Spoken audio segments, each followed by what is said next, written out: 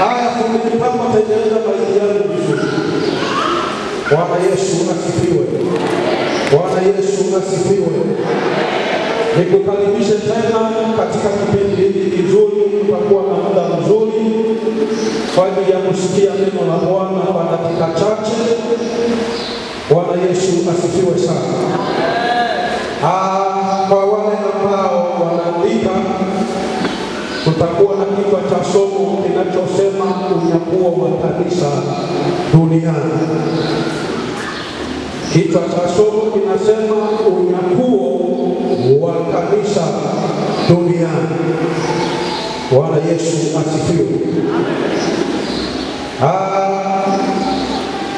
Kipindi tulichonacho ni kipindi muhimu sana kwa watakatifu wote. Kama una matumaini kwamba siku moja utaenda kukutana na Bwana, hiki ni kipindi ambacho ni muhimu sana kwa kanisa kuelewa. Na tunapoanza kujifunza somo hili, ninaomba tusome pamoja kile kitabu cha Wathesalonike Wathesalonike wa kwanza ile sura ya 4. Tunachukua mistari miwili tu hapo. Waraka wa kwanza wa Paulo kwa Wathesalonike sura ya 4, tunasoma mstari wa 16 na wa 17. Biblia inasema, Wathesalonike wa kwanza sura ya 4 mstari wa 16 mpaka wa 17. Biblia inasema, kwa sababu Bwana mwenyewe akashuka kutoka mbinguni pamoja na mawingu na sauti ya malaika mkuu na parapanda ya Mungu, nao waliokufa katika Kristo watafufuliwa kwanza. Kisha sisi tulio hai tuliosalia tutanyakuliwa pamoja nao katika mawingu ili tumlaki Bwana hewani, na hivyo tutakuwa pamoja naye, na hivyo tutakuwa na Bwana milele. Bwana Yesu asifiwe. Bwana Yesu asifiwe. Kwa hiyo hiki ni kipindi ambacho kanisa linakitarajia muda wowote kuanzia sasa kinaweza kikatokea. Kipindi cha unyakuo wa kanisa kipo kwenye sehemu mojawapo ya kurudi kwa Yesu duniani mara ya pili. Kurudi kwa Yesu duniani mara ya pili kumegawanyika sehemu ngapi jamani? 2. Sehemu ya kwanza ni kipindi hiki cha unyakuo wa kanisa, ambapo Yesu atakapokuja atakuja kama mwizi. Unaelewana wapendwa? Atakuja kwa siri. Kwa hiyo wale watakao sikia ile parapanda itakapolia, ile parapanda ya Mungu, wakati Bwana anashuka kutoka mbinguni akiwa ameambatana na mwaliko, ameambatana na mwaliko wa malaika mkuu, na Biblia inasema parapanda itapigwa. Ile parapanda itakapopigwa, watakatifu ambao ni kanisa waliolala mauti katika Bwana wataisikia, na walio hai wataisikia. Lakini wale waliolala mauti katika Bwana, jambo la kwanza Biblia inasema watafufuliwa, na wanapofufuliwa wanabadilishwa miili yao, wanavikwa mwili wa kutokuharibika. Alafu na sisi tulio hai tunavalishwa mwili wa kutokuharibika. Alafu tunanyakuliwa, tunaenda kukutana na Bwana hewani mawinguni. Haleluya, haleluya. Kwa hiyo hiki ni kipindi ambacho Yesu atakuja kwa siri. Kwa hiyo si wote waliomo kanisani wataenda. Na ndio maana ni muhimu sana kama wewe ni mtakatifu ukae kwenye viwango ambavyo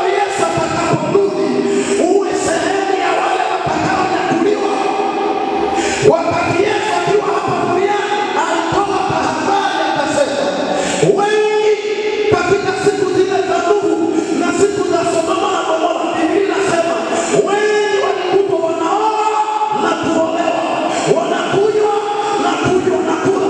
Sawa sawa. Hawakujua ile siku ambayo Nuhu aliingia kwenye safina, gharika likaja. Hawakujua. Kwa nini? Kwa sababu walikuwa wamelemewa na masumbufu ya dunia. Hawakuwa na mpango wowote, hawakuwa na maandalizi yoyote. Kwenye kipindi cha Nuhu walionusurika walikuwa ni wachache sana. Ni jambo la kutisha. Ule mfano ambao Yesu alitoa ni tukio halisi ambalo limeshatokea. Ni watu 8 tu kwenye ulimwengu wa kale walioenda. Wengine wote waliangamia pamoja na ile gharika. Ni watu 8 pamoja na wanyama. Unaweza ukajiuliza, mnyama alipata akili kuingia kwenye safina? Binadamu ambao wamepewa akili, wamepewa utashi, hawakuelewa. Haya matukio sasa yanaendelea kutokana na changamoto ambazo zinaikumba dunia, misukosuko ambayo inaikumba dunia. Hali ngumu ya maisha, watu wako bize wanatafuta hela, wamejisahau kujiandaa. Mimi sijasema tutafuta hela, lakini tafuta hela ukiwa umejiandaa kikamilifu. Parapanda itakapolia uko kwenye biashara, uhakikishe wewe ni mtakatifu, ili inapolia uwe tayari kwenda. Sikiliza nikwambie, Yesu atakaporudi kuja kuchukua kanisa, jamani, hatakuja kuchukua wahubiri kama mimi hapa, hatakuja kuchukua waimbaji kama waimbaji walioimba hapa. Kuna wahubiri wengi watabaki, kuna waimbaji wengi watabaki. Kigezo ambacho Yesu atakaporudi kuja kuchukua kanisa ni kimoja tu, nacho ni utakatifu. Halo? Halo? Watu wanaangalia kwa huruma. Habari ndio hiyo. Tuko pamoja? Yaani hatakuja kuchukua kanisa kwa sababu ulikuwa unaingia kanisani. Leo kuna watu wanaingia kanisani, lakini kiukweli hawajaokoka. Usiku upo mle kanisani, sadaka wanatoa vizuri, michango wanatoa vizuri, lakini unapowapeleka kwenye viwango vya utakatifu ni zero. Mimi nataka nikutahadharishe, usije ukafanya kazi ya hasara. Fanya kazi, lakini ukiwa umekaa kwenye mstari ambao Mungu anataka, ukiwa umekaa kwenye viwango ambavyo Mungu anataka, ili atakaporudi na wewe uwe miongoni mwa wale watakaoenda. Kigezo ni kimoja tu, ni utakatifu. Halo? Halo? Sasa nataka angalau nikuonyeshe mambo mawili, kwa sababu kuna watu wanasema tumehubiriwa sana habari za kurudi kwa Yesu. Mbona Yesu hajarudi? Hoja unayoisema ni sawa, lakini unaisema hiyo hoja bila kujua. Na mimi nataka nikuonyeshe mambo mawili. Mambo mangapi?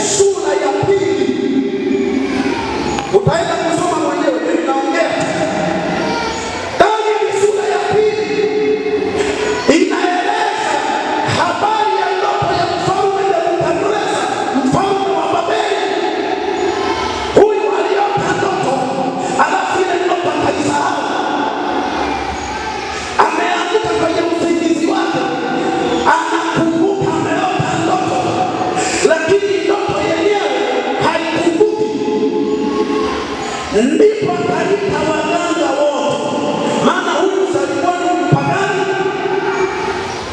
Kwa hiyo baraza lake lote na wasaidizi wake wote walikuwa ni waganga, walikuwa ni wachawi, walikuwa ni wanajini na wengine.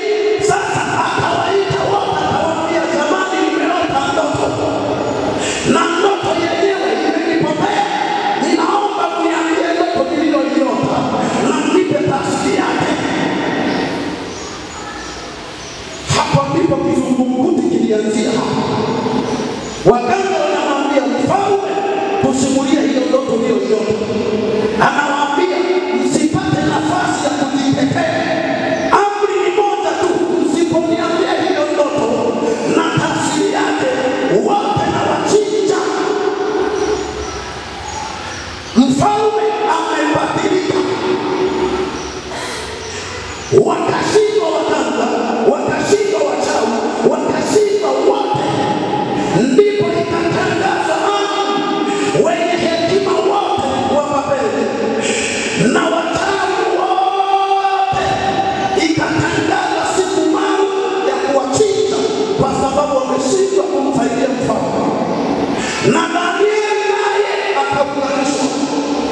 Danieli alipounganishwa, kaenda kwa msimamizi akamwambia, mbona amri ya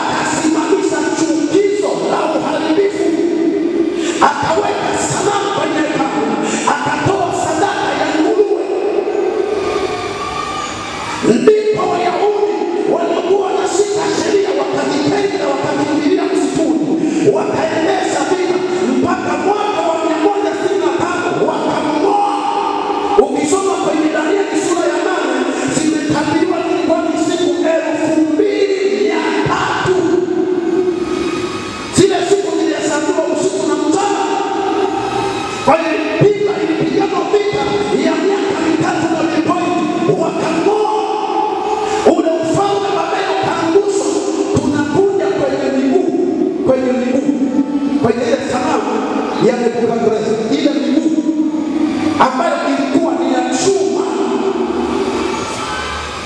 Unaelewana wapendwa? Huo ni ufalme wa Warumi. Halo, ulikuwa na nguvu sana, ulivunja vipande vipande. Huu ufalme ulianza kutawala kuanzia mwaka wa 164 mpaka mwaka wa 476 baada ya Kristo. Kama wewe Mungu amekupa nafasi ya kuhubiri kwenye mwili wa Kristo, hiyo kazi itakaguliwa. Wewe ni mwimbaji, hiyo kazi itakaguliwa. Wewe ni mtoaji, hiyo kazi itakaguliwa. Wewe ni mwombaji, hiyo kazi itakaguliwa. Wewe ni mfanya biashara lakini umeokoka, hujapewa hiyo neema ya kufanya biashara ili ujifurahishe. Una kazi ya kufanya kwenye ufalme wa ndani jamani wa Mungu. Tunapoenda kwenye agizo kuu, kila mmoja anao wajibu.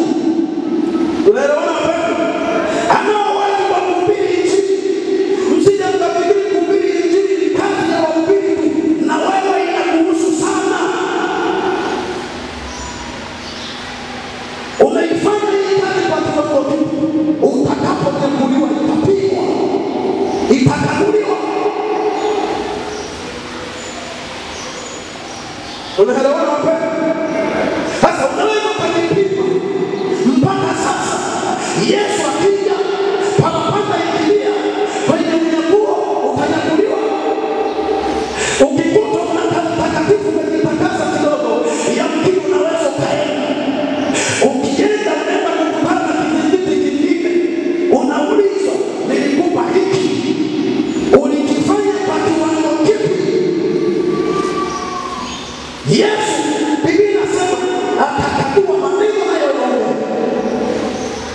Atakagua kazi unazofanya. Zote zitapigwa. Kwa wale watakaoonekana. Danieli kwenye sura ya 12 anasema, mstari wa 2 na wa 3 anaeleza kwamba wale wenye hekima walioongoza wengi kwa Bwana watakaa kama nini? Kama jua.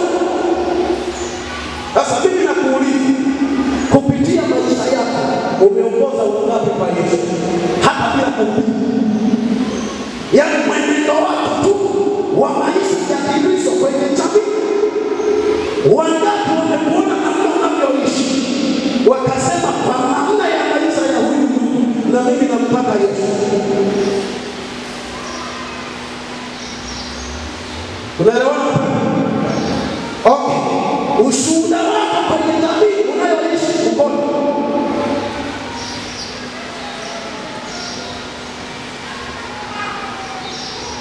Jamani, utazamane hapa, utazame mimi hapa na ongea na wewe. Kule mtaani wanakujua kama mtu aliyeokoka au ni msanii.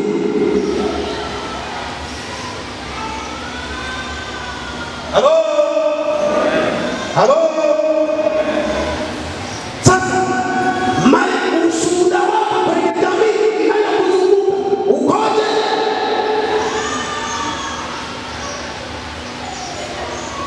Kuna wamama wanasikika kwa ukorofi mtaani. Anakwambia ukiniletea ujinga na kupasua na mbinguni inaenda. Wewe ya nani hiyo?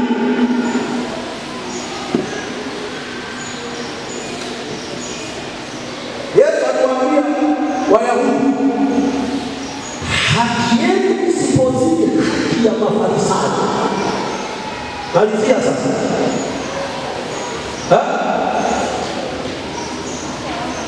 Hapana, tunaelewana? Mnaniangalia kwa huruma na mimi naendelea kuchanja chakula. Haki yenu isipozidi haki ya Mafarisayo, hamtaingia.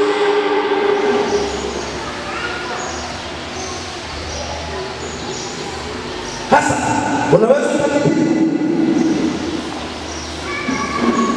kwenye mpango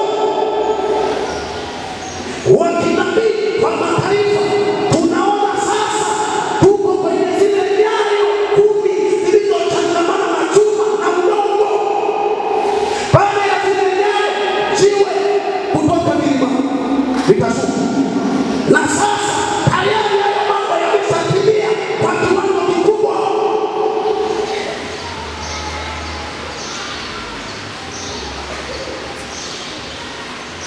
Unaelewana hapo? Kwa hiyo baada ya kanisa kunyakuliwa, kazi ya pili ambayo Yesu ataifanya baada ya ukaguzi, wale waliofanya vizuri watavikwa taji.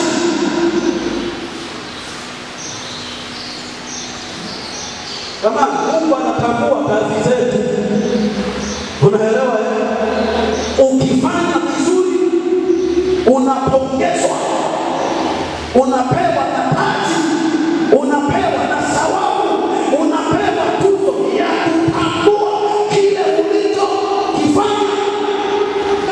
Atarudi kwa Mungu kwanza kufuatilia ile ahadi ya Mungu juu ya taifa lake. Akalia, akaomba toba. Wakati anaomba, ukisoma kuanzia mstari wa 20 mpaka ule mstari wa mwisho 27 kwenye sura ya Danieli sura ya 9, utaona malaika Gabrieli akamtokea, akamwambia nimetokea sasa ili nikupe ufahamu mpaka kuelewa. Anaambiwa kuna majuma 70 yameamuliwa juu ya watu wako. Majuma 70 yameamuliwa juu ya watu wako. Anasema tangu kutolewa kwa amri hii. Sasa unaweza ukaanza kucheki sasa. Nataka angalau kuanzia hapo tuyaangalie yale majuma. Wakati anaonyesha ndani kwenye kipindi cha Wamedi akiwa anatawala Koreshi, alipoingia alitoa tamko la Wayahudi kurudi kwao, na akaruhusu hazina za mfalme ziende kajenge kazi ya Mungu mji wa Yerusalemu. Wakaanza kurudi kwa makundi makundi. Anaambiwa tangu kutolewa kwa amri ya kurudi kwao, kuna majuma 70 yameamuliwa kwa watu wako, ambapo majuma 7 yaliishia kwenye ujenzi wa hekalu la pili la Zerubabeli, miaka 49. Tunaposema majuma 7, maana yake kila siku inawakilisha mwaka. Kwa hiyo juma moja na miaka 7, majuma 7 miaka 40 na 9. Kwa hiyo hiyo kazi ya kukamilisha ule ujenzi ikakamilika. Majuma 7 tayari yameisha. Ukisoma kwenye mstari wa 21 na hapo anaendelea kufafanua majuma 62. Tuko pamoja wapendwa? 60 na ngapi? Na 2 yalianzia hapo baada ya kumaliza ujenzi wa hekalu. Maisha yakaendelea mpaka Yesu kuja duniani mara ya kwanza, akazaliwa kama alivyotabiri Isaya. Kwa hiyo yale majuma 62 yalikamilika baada ya Yesu kusulubiwa. Unaelewana wapendwa? Yesu aliposulubiwa akafufuka akapaa. Yale majuma 62 yakawa yamefanyaje? Yamekamilika. Kwa hiyo mpaka hapo ni majuma 69 yamefanyaje? Yamepita. Baada ya hapo Danieli hakuonyesha kipindi cha kanisa, hakupewa ambacho alikuja kukisema Yesu. Kwa hiyo yale majuma 69 yalishatimia, kikaingia kipindi cha mataifa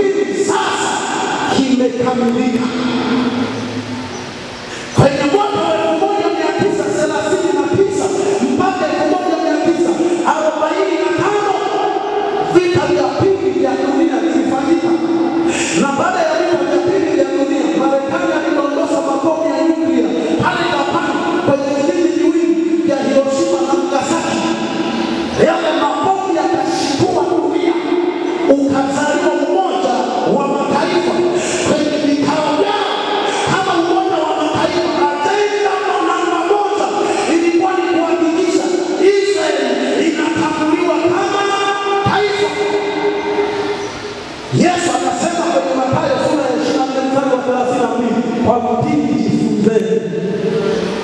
Halo, mtakapoona maua yameanza kuchanua, anasema changamkeni, maana yuko karibu mlangoni. Anafanyaje? Anakuja. Mwaka tarehe 14 mwezi wa 5 mwaka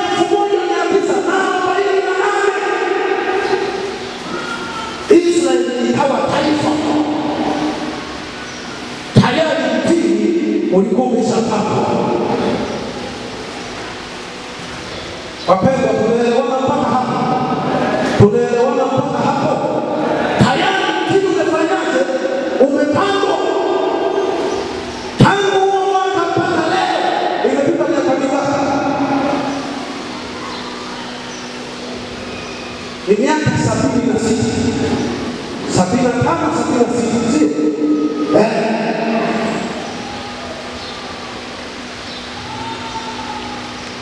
Tunajaribu kukuonyesha mpango. Maana yale matunda 69 yalishakamilika. Kikaingiza kipindi cha kanisa. Kanisa lilizaliwa mwaka wa 300. Mwaka wa 33 baada ya Yesu kupaa. Matendo ya Mitume sura ya 2, kanisa likazaliwa. Hilo kanisa maana ni kipindi cha kanisa. Kwa lugha nyingine kinaitwa kipindi cha neema. Yesu anasema, Yohana anaandika anasema kwamba alikuja kwa walio wake hawakumpokea, bali wale wote waliompokea aliwapa uwezo wa kufanyika kuwa wana wa Mungu. Ndio hao walioamini jina la Bwana. Maana kile ni kipindi cha kanisa, ni kipindi cha mataifa kupewa neema ya wokovu, kupewa nafasi tena. Na ndio maana sasa kile kipindi kiko mwishoni kabisa. Kile kipindi kitakapokuja kutimizwa baada ya Yesu Kristo kuliondoa kanisa duniani, ndipo kipindi cha miaka 7, yaani kwamba ni juma la 70 kwa Wayahudi likaanza kutokea duniani. Kanisa litakuwa limeshanyakuliwa, lakini wale ambao watakuwa wamebaki watakumbana na dhiki kuu, yale yaliyoandikwa kwenye kitabu cha Ufunuo kuanzia sura ya 6 mpaka ya 19. Kitabu cha Ufunuo kuanzia sura ya 6 mpaka ya 19. Hayo matukio yatafanyika ndani ya miaka 7 tu, ambayo kitakuwa ni kipindi cha dhiki kuu duniani. Mpinga Kristo ataitawala dunia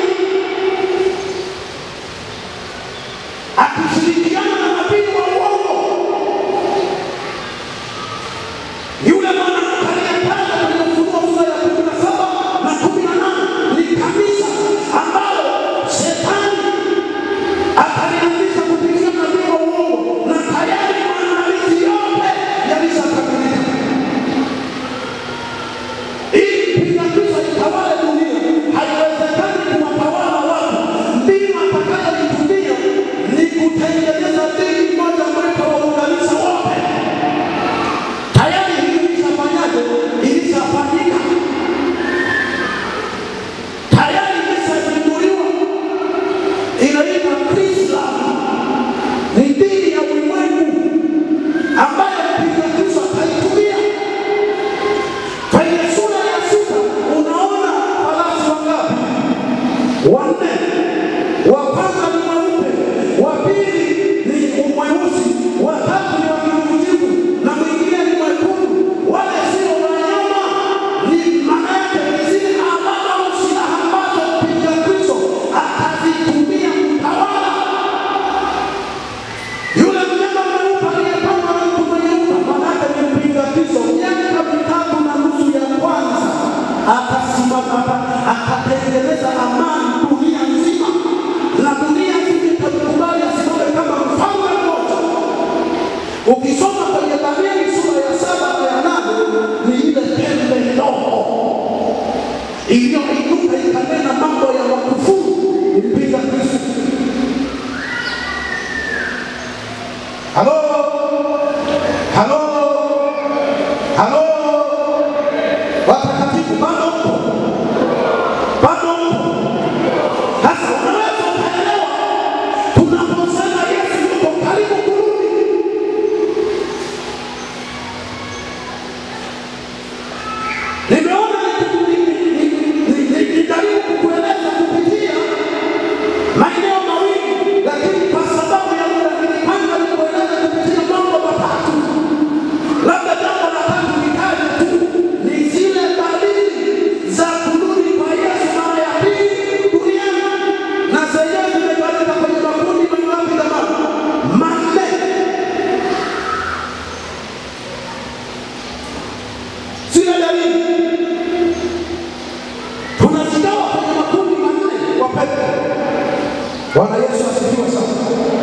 Bwana Yesu asifiwe.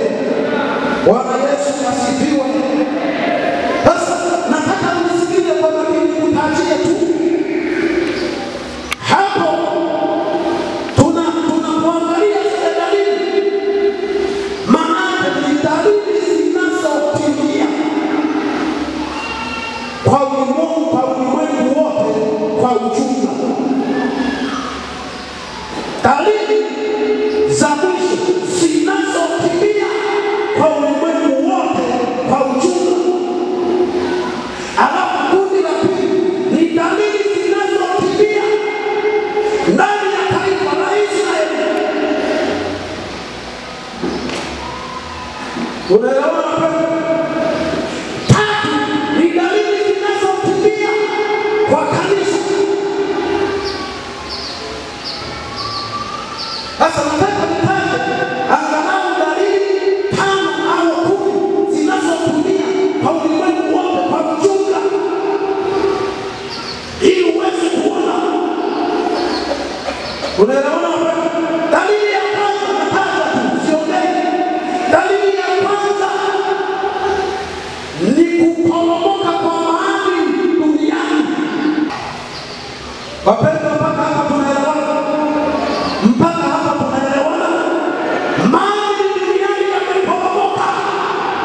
Leo tunashuhudia ndoa za jinsia moja. Binadamu mwenye akili timamu anaenda kanisani, anafunga kiapo cha ndoa na Bwana.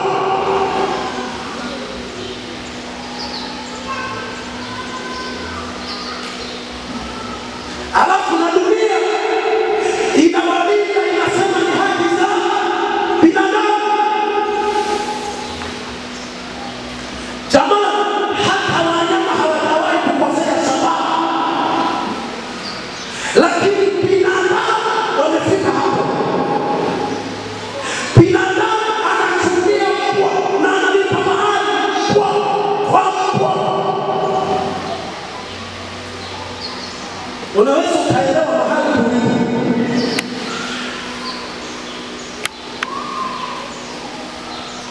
Watu watakuwa wenye kujipenda wenyewe. Maadili yameporomoka kwa kiwango kikubwa. Ni hatari, haijawahi kutokea. Haijawahi kutokea.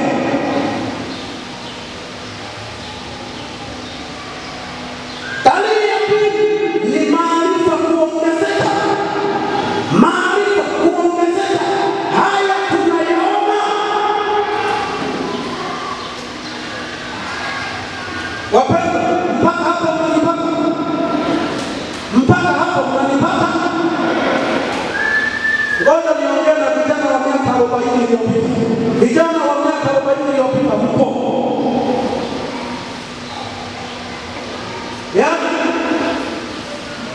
Kwa wale walikuwa vijana miaka 40 iliyopita wanaweza wakaelewa. Maana miaka 40 iliyopita kulikuwa na miaka 20 au miaka 10 na kitu mpaka kwenda 20 na kitu. Miaka 40 iliyopita.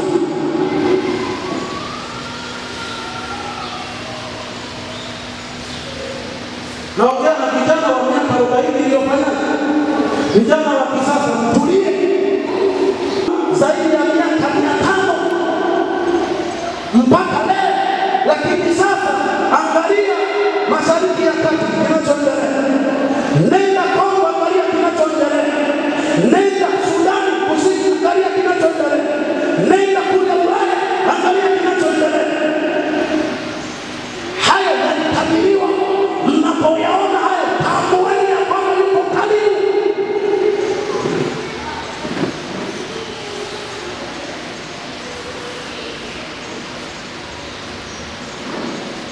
Siku dalili kuu na kitu, lakini kwa sababu ya muda kuishia hapa.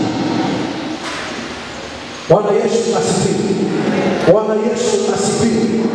Hasa nataka nizungumze mambo mawili muhimu. Baada ya kukuonyesha, kukufafanulia hayo yote, nitaka utambue ya kwamba tuko dakika za mwisho.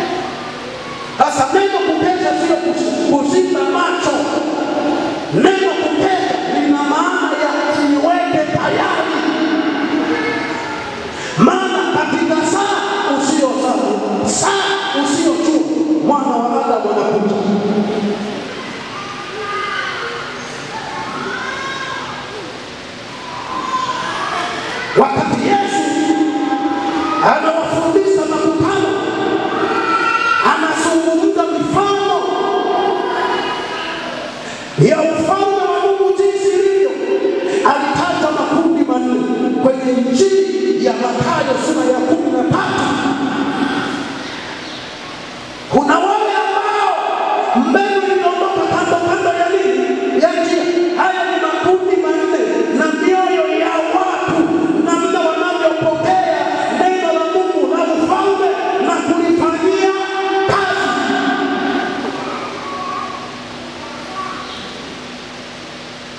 Kuna wale waliondoka kando ya miba. Kuna wale mbegu iliondoka juu ya mwamba. Aliyefaulu kuivisha kitu ni ile mbegu iliyodondoka kwenye udongo mzuri. Udongo mzuri ikazaa 30, 60, 100.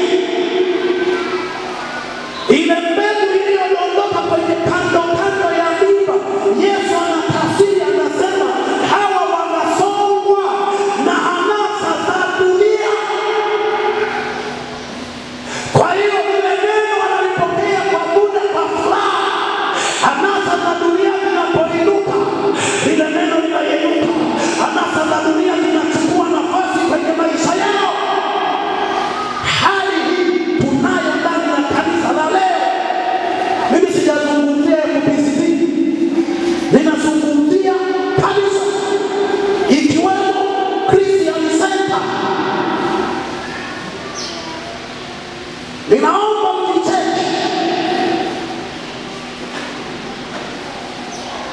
Hapa kanisani huwa tuna mipango ya mwaka. Ukiangalia kwenye mipango ya mwaka, kuna kazi za kiroho ambazo zimepangwa kufanya. Lakini hizo kazi za kiroho huwa zinapangwa kufanya, wanaofaidi ni watu wa nje. Sisi tunachanga hela, tunapotea.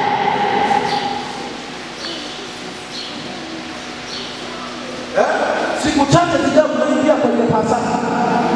Wapendwa watatoa hela ila kuja kwenye semina sasa.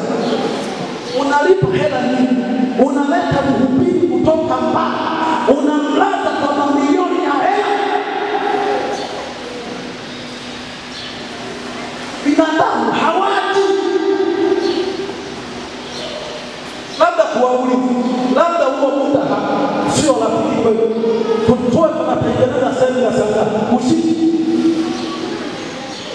ambapo tunakuwa sasa kazi zetu jamani, tuwe tunatengeneza semina usiku. Unaweza ukaona jinsi ambavyo viongozi wanavyohangaika. Ilikuwa naangalia kwenye madhehebu mengine, semina sasa wanazifanya kuanzia saa 12 mpaka saa 2 usiku.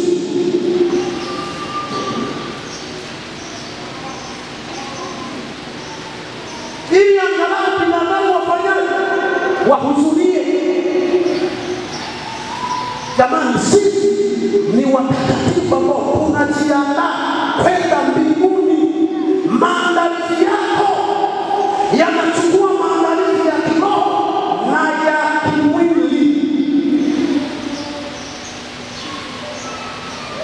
Sasa maandalizi ya kiroho unayaona hayafai.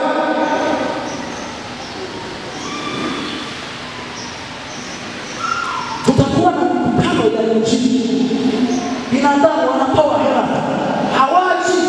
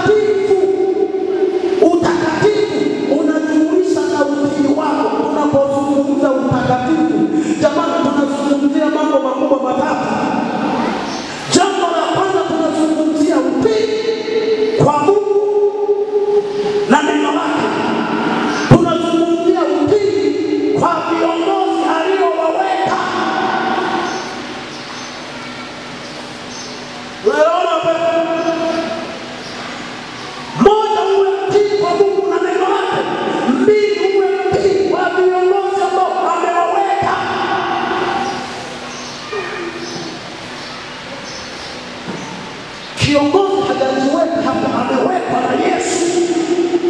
Na Yesu anasema wakiwakataa ninyi wamenikataa, wakiwapokea ninyi wamenipokea. Kiongozi anatoa maelekezo. Unataka kuona kama wale mbuzi waliokuwa wananisumbua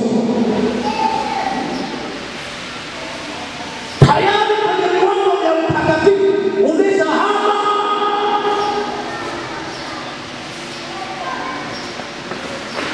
Utakatifu ni pamoja na unyenyekevu. Unyenyekevu maana ni ile hali ya kuvumilia hata kwa mambo ambayo sio yataka, lakini unapaswa uyatende maadamu tu yatakusaidia huko mbeleni.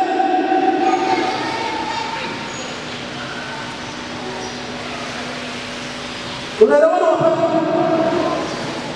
Unaambiwa unataka kufanya jambo fulani, unaambiwa tulia. Ukinyamaza umefaulu kwenye unyenyekevu. Ukiamua kutafuta njia yako, tayari uko nje na utakatifu tayari umeshahama. Yesu anakuja kuchukua watakatifu.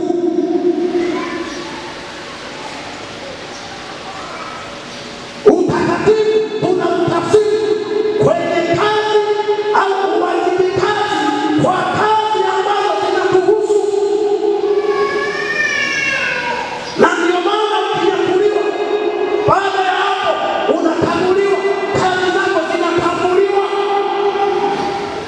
Paulo anasema kuna wengine kazi zao ni kama manyasi, ila atakaguliwa kazi yake ni kama majani, ila inyakuliwa. Sasa hizo kazi, manyasi, majani, miti, anasema itateketea, atapata hasara, ila yeye tu ataokoka. Ni kama kwa nini? Kwa moto. Jipime kazi yako kwa Mungu, uwajibikaji wako kwa Mungu uko. Ukijipima kwenye hayo maneno matatu ambayo yanatafsiri utakatifu, Yesu akirudi naye huko,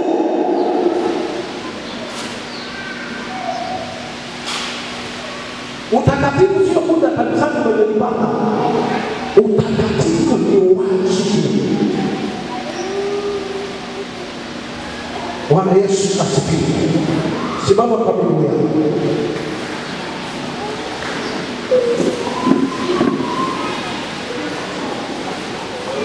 Timu naweza mkapanga madhabahu. Simama kwa miguu yako.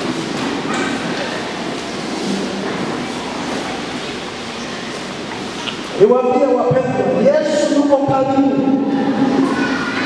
Kama kuna vitu vya kuwa makini sana, uhakikishe unapunguza mambo ambayo sio ya msingi. Shughulika na mambo ya msingi.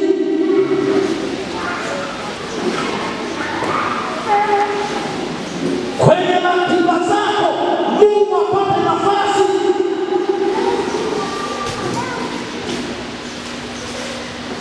Huyo ndiye amebeba hatima yako.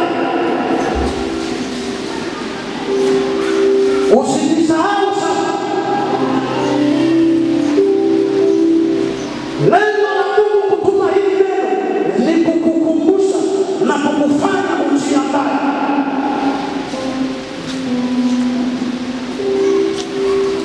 Bwana Yesu asifiwe sana. Bwana Yesu asifiwe sana. Ninataka utafakari ndani ya moyo wako. Kama kuna mahali njia zako hazijakaa sawa sawa, songa hapa mbele.